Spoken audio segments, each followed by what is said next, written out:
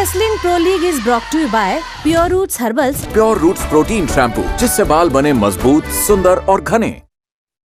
हिंदुस्तान में जब खेलों की बात होती है तो आमतौर पर हम कहते हैं क्रिकेट, जिसकी जनता भी दीवानी है। हर कोई क्रिकेट की बात करता है। मगर जब हिंदुस्तान के इतिहास को देखें और खेलों की बात करें तो कबड्डी है, कुश्ती है, ऐसे तमाम खेल हैं जो हमारी मिट्टी से जुड़े हुए हैं। कुश्ती की जब बात करते हैं तो कुश्ती अब कन्वर्ट हो गई है प्रोफेशनल लीग में, और इंडिया में एक ऐसा प्लेटफॉर्म अब आया है जहाँ जो कुश्ती को देता है प्रोफेशनल प्लेटफॉर्म। मैं बात कर रहा हूँ फ्यूजन रेसलिंग प्रो लीग की, एक ऐसा टूर्नामेंट जहाँ पे इंडिया अब रेसलिंग में भी आगे जाएगा और अपना जलवा दिखाएगा। हरियाणा हंटर्स टीम के कप्तान और उप कप्तान मेरे साथ हैं। सुनील जी, बहुत स्वागत है आपका। साहिल जी, बहुत स्वागत है आपका इस हमारे इंटरव्यू में। कई टीमें हैं आपके टूर्नामेंट में, लेकिन मुझे इंटरव्यू करने का मौका मिला हरियाणा के साथ, तो मैं सबसे पहले यही जानना चाहूँगा कि हरियाणा की मिट्टी की जब बात की जाती है, कुश्ती की हम बात करते हैं, कबड्डी की बात करते हैं, ओलंपिक में बहुत सारे मेडल्स आते हैं, मगर FPL जो ये लीग आई है, हरियाणा और FPL कैसे देखते हैं आप? जी, कुश्ती का जो जन्म है वो हरियाणा से ही हुआ है।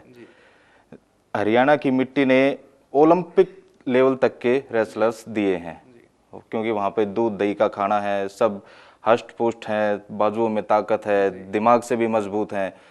लेकिन अब उसको थोड़ा सा मॉडर्न कर दिया गया है, और जिसका नाम है FPL, यानी कि फ्यूजन रेसलिंग प्रो लीग। अब हम लेके आ रहे हैं इस लीग को एक नए तरीके से, और इस लीग में जो हमारी टीम है हरियाणा हंटर्स, उसमें ऑलमोस्ट हरियाणा के ही प्लेयर्स हैं। ये मेरी एक स्ट्रेंथ भी है कि मेरी टीम में हरियाणा के ही प्लेयर्स हैं, जो कि बॉडी से और दिमाग से दोनों तरह से बिल्कुल फिट है इस लीग के लिए। साहिल जी, इन्होंने बता दिया जैसे कि जो खिलाड़ी हैं वो फिट हैं, लेकिन अडेप्टेबिलिटी जो होती है खिलाड़ियों की, वो कहते हैं कि आप जैसे कि हम कुश्ती की बात कर रहे थे, कुश्ती से जब हम प्रोफेशनल रेसलिंग की तरफ बढ़ते हैं तो जो अडेप्टेबिलिटी होती है, कुछ कठिनाई होती है उसमें? हाँ जी, मतलब कठिनाई तो बहुत होती है, क्योंकि जब हम कुश्ती करते हैं वो अलग तरीके से होती है, वो मैट रेसलिंग में होते हैं, उनके दाव अलग होते हैं। और जब हम प्रोफेशनल रेसलिंग की बात करते हैं उसमें जो मूव्स होते हैं वो बहुत डिफरेंट होते हैं। उसके लिए पहले बहुत ज़्यादा प्रैक्टिस करनी पड़ती है, मतलब उसमें 1-2 साल लगते हैं पूरा तरीके से तैयार होने में। तो वो बहुत डिफ़िकल्ट टाइम होता है हमारे लिए, क्योंकि उसमें दर्द भी सहना पड़ता है, इंजरी भी होती है, सब कुछ होता है। तो मतलब बहुत चीज़ें डिफरेंट होती हैं, इसलिए हमारी जो ये प्रो रेसलिंग है ये मतलब बहुत ही डिफरेंट है और बहुत ही हार्ड है। जो मतलब नॉर्मल बंदा या फिर जो मैट रेसलिंग का रेसलर है वो इसको समझ नहीं सकता। उसके लिए मतलब बहुत ज़्यादा हार्ड ट्रेनिंग लेनी पड़ती है, उसके लिए टाइम देना पड़ता है। जैसा कि अब तक हमने सुना है, प्रो रेसलिंग की जब भी बात होती है हम सुनते हैं कि भाई विदेशों में इस तरह की रेसलिंग्स होती हैं, हम टीवी पे बहुत सारे लीग्स देखते हैं, बहुत सारे रेसलर ऐसे हैं जो हमारे आइडल भी होते हैं, जिनको हमारे यहाँ बच्चे देखा करते हैं। अब हिंदुस्तान में जब ये रेसलिंग आ रही है तो आप क्या देखते हैं, कुछ बदलाव भी अब आने का इसके साथ? जी जी, बिल्कुल, इसके साथ बहुत ही बदलाव आएगा। एक जो चीज़ हम विदेशों की अपने टीवी पे देखते हैं और उसी लीग में हम अपने बंदों को देखेंगे, तो उससे जो इंडिया में जो लोग देखेंगे उनको मोटिवेशन मिलेगा, उनको भी ये चीज़ करने के लिए हम एक प्लेटफॉर्म दे रहे हैं। और आपसे मैं जानना चाहूँगा कि आपको इस लीग का जब ऑफ़र आया तो वो कैसा मोमेंट था, मतलब कैसे आपको पता चला, क्या ऑफ़र आया वो बताएं हमें। अभी मतलब मेरे को ऑफर आया जब मेरे को मतलब बहुत खुशी हुई, क्योंकि इंडिया में इससे पहले ऐसी लीग पहले कभी नहीं हुई। क्योंकि क्रिकेट की लीग हुई है, कुश्ती की लीग हुई जो मैट रेसलिंग होती है उसकी, लेकिन जो प्रोफेशनल रेसलिंग की लीग है वो पहली बार इंडिया में आ रहा है। क्योंकि सभी ने मतलब टीवी पे देखा WWE को या फिर अलग अलग कंपनीज जो हैं प्रो रेसलिंग की, लेकिन ये जो इंडिया में पहली बार हो रही है उस चीज़ का हमें मतलब बहुत खुशी है। क्योंकि हम भी अपना मतलब शो कर सकते हैं, अपनी पावर है, अपना स्ट्रेंथ है, अपना गेम है सबके सामने, ताकि लोगों को भी पता चले कि इंडिया के भी रेसलर हैं जो मतलब टक्कर दे सकते हैं विदेशी रेसलरों को, और WWE में जा सकते हैं, मतलब विदेशों में जा सकते हैं और इंडिया का नाम रोशन कर सकते हैं। जी सुनील जी, आपकी टीम की बात करते हैं। आपकी टीम हरियाणा हंटर्स है, आपकी टीम की तैयारियां कैसी हैं? क्योंकि आप प्रोफेशनल रेसलिंग में अब उतर रहे हैं, तो तैयारियों का क्या तरीका कुछ बदला इसके पहले? आपकी मेंटल तैयारी क्या कुछ हुई, वो हम जानना चाहेंगे। अपनी टीम के बारे में ज़रा हमें बताएं। जैसा कि मैंने पहले भी बताया कि मेरी टीम में जो ऑलमोस्ट प्लेयर हैं वो हरियाणा से ही हैं। उनमें से जैसे मैं कुछ का इंट्रोडक्शन कराऊंगा। सबसे पहले तो जो मेरी टीम की जो बैकबोन है, जो मोस्ट एक्सपीरियंस्ड प्लेयर हैं, वो मेरे वाइस कैप्टन ही हैं, साहिल सांगवान। इनका जो एक्सपीरियंस है वो लगभग 7 साल का है, और सबसे जो मैंने भी इनसे ट्रेनिंग ली है। और जो दूसरे प्लेयर हैं वो रोहित यादव, वो मार्शल आर्ट किया करते थे पहले, उनका भी इसमें 5-6 साल का एक्सपीरियंस है। मनीष राजपूत है, हाई फ्लायर हैं, भास्कर शर्मा है, ये सभी हरियाणा से ही हैं और ये शरीर से भी और माइंड से भी बहुत ही ज़्यादा प्रिपेयर है। जी, क्या प्रो रेसलिंग के लिए सारे खिलाड़ी तैयार भी हैं मेंटली वगैरह बात जी करें तो? बिल्कुल बिल्कुल, प्रो रेसलिंग के लिए सब तैयार है। पहले देखा है, पहले इसको समझा है, मतलब कोई ऐसी आपको मैं जानना चाहूँगा कोई दिक्कत तो नहीं आई? क्योंकि जब कोई नई चीज़ आती है तो उसको यूज़ करने में कहते हैं बड़ी शुरुआत में दिक्कतें आती हैं। दिक्कतें तो आती हैं, शुरुआत करते हैं जब भी हम किसी नई चीज़ की, लेकिन अभी उनको करते करते लगभग 5 या 6 साल हो चुके हैं, तो अभी वो दिक्कत तो नहीं है। लेकिन जो ये लीग जो एक शुरुआत हुई है इसकी, ये थोड़ा सा जैसे इसका पैटर्न है वो थोड़ा सा अलग है, लेकिन उसको भी समझने में कोई दिक्कत नहीं आएगी। क्योंकि एक पैटर्न की इन्होंने पहले बात करी, इन्होंने एग्जांपल जो दिया साहिल जी ने वो WWE का दिया, तो WWE ऐसा है कि मतलब इंडिया में शायद हर बच्चा देखता है, उसको समझता है, और जब प्रो रेसलिंग की बात आती है तो शायद उतने दर्शक नहीं मिल पाते जितने हम उम्मीद करते हैं। तो इससे कुछ बदलाव इस बार आप देख रहे हैं कि आने वाला है? हाँ जी बिल्कुल, इस बार क्योंकि ये टीवी पे दिखेगा सबको, सब देखेंगे, और ये मतलब एक डिफरेंट तरीके का है। प्रोफेशनल रेसलिंग तो है लेकिन इसमें थोड़ा डिफरेंट है, इसमें मतलब क्या बोलते हैं, रूल्स थोड़े डिफरेंट हैं, उनको सीखना पड़ेगा हमको, मतलब थोड़ा टाइम लगेगा, 1-2 दिन 3-4 दिन, और उसके बाद जब हम इसको टीवी पे दिखाएंगे, सबको फाइट करेंगे, तो सबको पता चलेगा कि मतलब इंडिया में भी मतलब WWE के टक्कर की कोई चीज़ हो रही है अभी, और फिर उनको भी मतलब मोटिवेशन मिलेगा और वो भी चाहेंगे कि हम भी इसमें पार्टिसिपेट करें इस गेम में। तो मतलब ये बहुत ही अच्छा फ्यूचर है इंडिया के लिए, सभी बच्चों के लिए जो भी मतलब स्पोर्ट्स में है या फिर इसमें आना चाहते हैं। बात हो रही है FPL की, रेसलिंग लीग की बात हो रही है इंडिया में। जैसा कि ब्रेक के पहले हमने बात करी थी इनसे कि विदेशों में तो बहुत सारी लीग्स अब तक हमने देखी हैं, मगर हिंदुस्तान में अपनी एक खुद की एक लीग आई है जहां पर बड़ा प्लेटफॉर्म मिलेगा, लोगों को लड़ने का मौका मिलेगा। हरियाणा हंटर्स के यहाँ पर कैप्टन वाइस कैप्टन मेरे साथ मौजूद हैं। एक बात जो मैंने आपसे शुरुआत में पूछी, मैं वापस आपसे जानना चाहूँगा। आप लोग हरियाणा से आते हैं, कहते हैं कि वहाँ पर रेसलिंग को लेकर जो बैकग्राउंड है वो बचपन से ही बच्चे को सीख दे दी जाती है कि वो ओलंपिक में जाना चाहता है, वो वहाँ पर चीज़ों को, खेल में काफ़ी रुचि रखता है। वो आप लोगों की रुचि शुरुआत से रेसलिंग में हुआ करती थी? सर मेरी रुचि एक्चुअली, मैं बेसिकली एक एथलीट हूँ, शॉर्ट फुट प्लेयर रहा हूँ मैं, 4 साल मैंने उसमें भी लगाए हैं, डिस्ट्रिक्ट लेवल तक गया था। लेकिन एक जो सपना होता है, जो जैसे एक जो शौक होता है बच्चों का, वो WWE की तरफ ज़्यादा होता है, बचपन से देखते आ रहे हैं उसको। तो कहते हैं ना कि हम लोग जो है जॉन सीना बटिस्टा को देख के बड़े हुए, वो WWE की बेल्ट और वो जी। तो लेकिन क्या है कि वो एक प्लेटफॉर्म नहीं मिल रहा था, लेकिन कुछ 2-4 साल पहले एक वो प्लेटफॉर्म मिला और उस पर हमने वहाँ जाके ट्रेनिंग की, तो आज हम आपके सामने हैं। इसी पर मैं आपसे भी जानना चाहूँगा कि हरियाणा की कहते हैं जो मिट्टी है वहाँ पर खेल को लेकर रुचि रहती है, तो आपकी भी रुचि बचपन से ही थी कि रेसलर ही बनना है? बिल्कुल, मतलब रेसलिंग का तो नहीं था, लेकिन मैं बचपन में स्पोर्ट्स में बहुत था। मैंने मतलब बेसबॉल में, सॉफ्टबॉल में मैंने नेशनल्स खेले हैं, 10 नेशनल खेले हैं, उसमें मैंने अपने हरियाणा टीम को रिप्रेजेंट किया है सबको। तो अभी उसके बाद इसमें फ्यूचर नहीं था इंडिया में इस चीज़ का, तो मतलब एक मतलब डीमोटिवेशन हो गया था मेरे में। लेकिन उसके बाद मेरे को पता चला कि यहाँ पे एक प्लेटफॉर्म खुल रहा है रेसलिंग के लिए, और वो टीवी पे भी देखते थे, तो हमको मतलब एक मौका मिला मतलब कुछ करने का और अपना मतलब फैमिली का, इंडिया का नाम रोशन करने का। तो मतलब वो एक जुनून था, इसलिए हमने इसमें आने का सोचा, और फिर अभी 6-7 साल हो गए मेरे को इसमें, और अभी कंटिन्यू चल रहा है, और अभी FPL में आएंगे, तो बहुत खुशी की बात है मेरे लिए ये। जैसा कि हम और स्पोर्ट्स की बात करते हैं, हम क्रिकेट की या फिर बैडमिंटन की या फिर टेनिस की भी बात करते हैं, तो उसमें हम देखते हैं कि मैच के पहले की जो प्रैक्टिस होती है वो इंपॉर्टेंट होती है, रिहर्सल्स होती हैं। लेकिन जब रेसलिंग की बात करते हैं तो हमें ये बाहर से दिखता है कि जो शारीरिक तंदुरुस्ती है वो इंपॉर्टेंट होती है। आप लोगों से मैं ये जानना चाहूँगा कि जो मेंटल हेल्थ है ये कितनी इंपॉर्टेंट होती है एक रेसलर के लिए? क्या माइंडसेट होता है, क्या मैच के पहले की तैयारियाँ होती हैं? जी बिल्कुल, इसमें दोनों चीज़ें ज़रूरी होती हैं। इसके लिए फिजिकली फिट के लिए तो सभी जानते हैं, जैसे जिम वगैरह होती है, अपनी रेसलिंग की हो गई। हरियाणा में भी जिम करते हैं लोग, मुझे तो लगता है कि देसी मिट्टी है, वहाँ पे बॉडी अपने आप बनती है। जी नहीं, जिम भी करते हैं, और मैं तो जैसे अपने जो हरियाणवी में जो कहते हैं देसी सपाटे, वे लगाता था। लगभग 800 तक पुशअप्स मैंने एक साथ लगा रखी हैं। तो अपना देसी भी है, और जिम भी अब जैसे प्रोफेशनल हो गए तो फिर जिम भी करनी पड़ी। जैसे मेंटली प्रिपरेशन के लिए योगा वगैरह करते हैं हम, और मेरा तो जैसे ये है कि मैच से पहले 10 मिनट मैं अपने आप को अकेला कर लेता हूँ और बिल्कुल कंसंट्रेट करके तब मैं फाइट के लिए जाता हूँ। साहिल जी, आपकी क्या तैयारियां होती हैं? अगर एक सिचुएशन इमेजिन करें कि कल मैच है, उसके पहले आपकी जो मेंटल तैयारी होती है, क्योंकि फिजिकल तो हम जानते हैं कि भैया तैयारी करता है खिलाड़ी, मेंटल क्या तैयारियां होती हैं?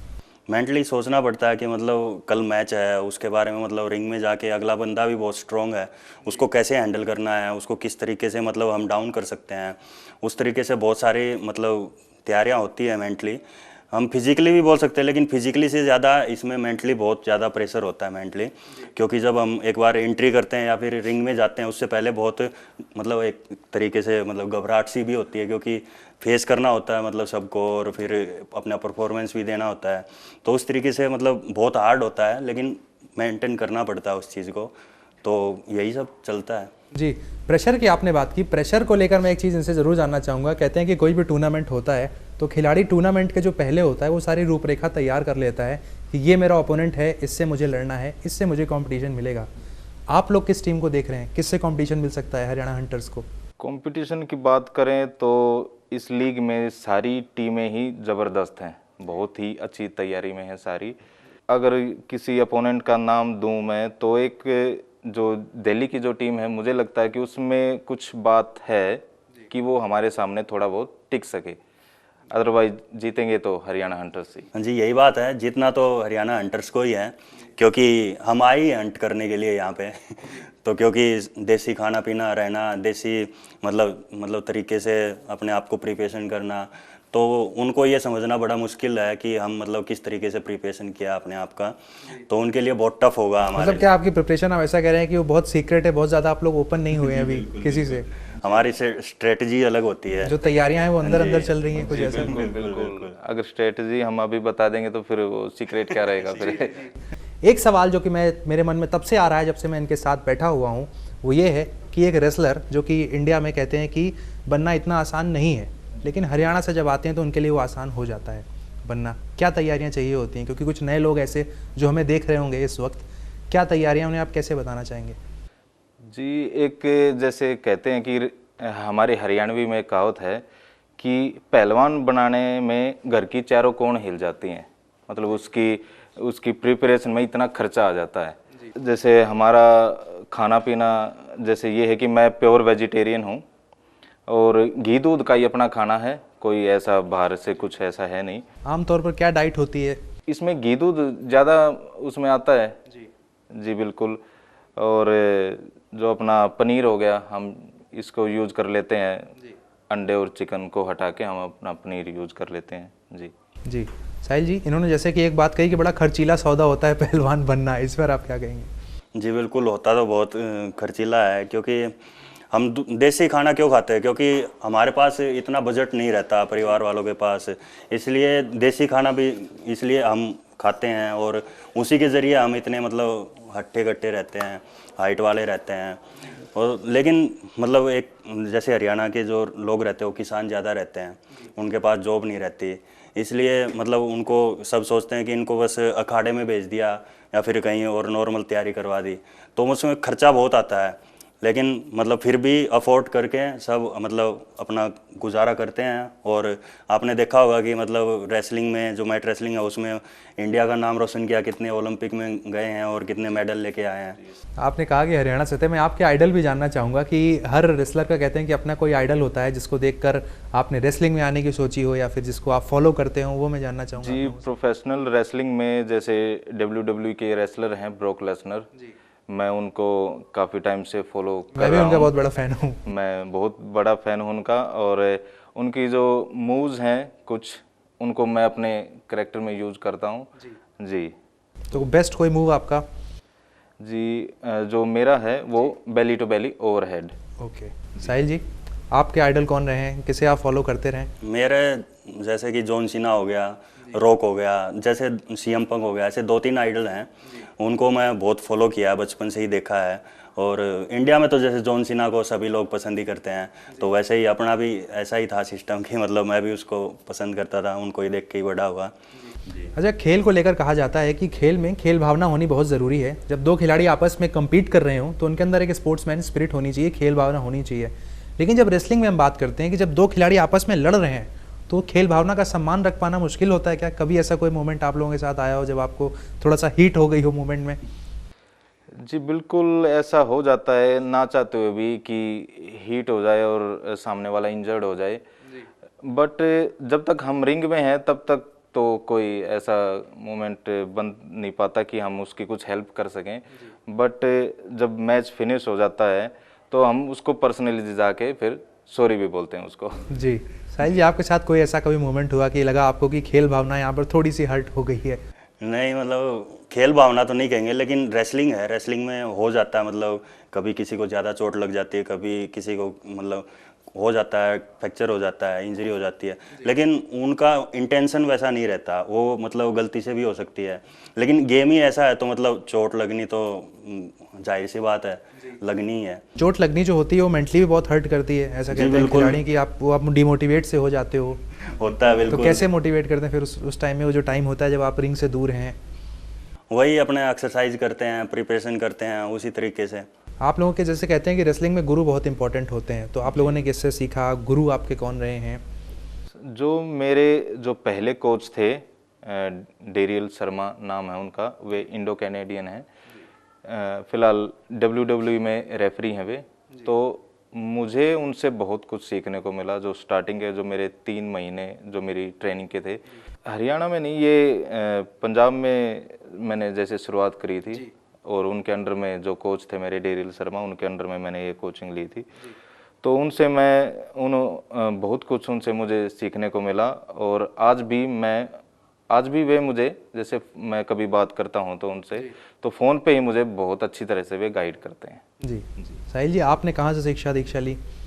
जी मैंने भी पंजाब से ही ली, और मेरे कोच 4-5 कोच थे, क्योंकि उनका टाइम ही 6-6 महीने का रहता था, क्योंकि उनसे ज़्यादा वो रुक नहीं सकते थे, इसलिए मैंने अलग अलग कोच से ट्रेनिंग ली। सबसे पहले थे हमारे WWE के रेसलर थे रिकार्डो रोड्रिगेज, वो मैक्सिको से थे, उनसे मैंने बहुत कुछ सीखा। उसके बाद अमेरिका के रेसलर आए, ईथन HD, नियोन निंजा, और कनाडा से भी थे 2-3। तो मतलब अलग अलग कोचों से मेरे को मतलब शिक्षा मिली है।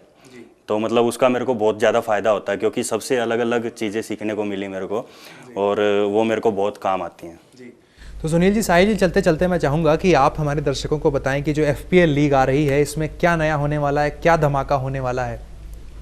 जो FPL लीग है, फ्यूजन रेसलिंग प्रो लीग, इसमें आपको वो हर चीज़ मिलेगी जो आप देखना चाहते हैं। आपको एंटरटेन किया जाएगा, आपको धमाकेदार एक्शन पैक परफॉर्मेंस मिलेगी। तो बिल्कुल आप देखना ना भूलिए, बहुत ही जल्द आपकी टीवी स्क्रीन्स पर आने वाली है FPL fusion Wrestling Pro league. और हरियाणा हंटर्स जीत रही है, जैसा कि आपने शुरुआत में कहा था। बिल्कुल जीतेंगे तो हरियाणा हंटर्स। क्या बात है। तो हरियाणा हंटर्स ने शुरुआत कर दी है, शुरू में ही कह दिया है कि जितने भी ओपोनेंट्स हैं तैयार हो जाएं, क्योंकि ये लड़ने से ज़्यादा हंट करने आ रहे हैं, जैसा कि इन्होंने कहा। तो FPL जो ये लीग है, बहुत नया कॉन्सेप्ट है, बहुत कुछ नया होने वाला है। हमारी भी नज़र इस पर बनी हुई है। अभी के लिए धन्यवाद।